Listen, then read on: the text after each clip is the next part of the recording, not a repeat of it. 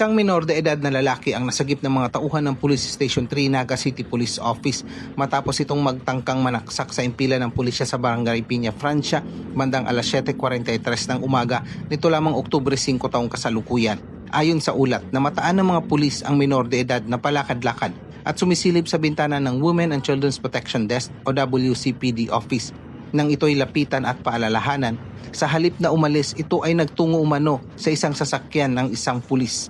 Ngunit na inilipat ng pulis ang kanyang sasakyan, bigla umanong naggalit ang minor de edad at sa hindi malamang dahilan, kumuha ng isang basag na jealousy glass mula sa bintana ng WCPD office ang nasabing minor de edad at tinangkang saksakin ang mga pulis. Kita ko siya na may hawak ng patalim at balak na akong saksakin.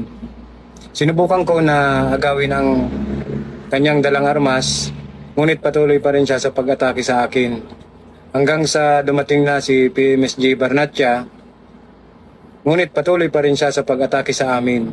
Hanggang sa makakuha kami ng tamang pagkakataon at maagaw ang kanyang armas at agad siyang pusasan para makontrol ang sitwasyon.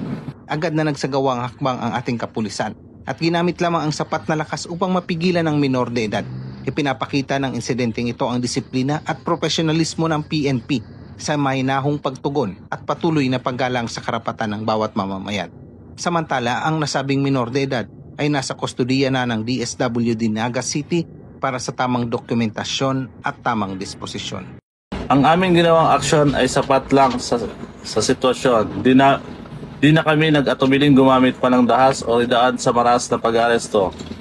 Or worse, gumamit ng baril. Bilang alagad ng batas, pinairil pa rin namin ang pagiging makatawa at profesional na serbisyo sa publiko na patuloy na titiyakin ang kapakanan ng bawat mamamayan kabilang na ang mga may espesyal na pangangailangan.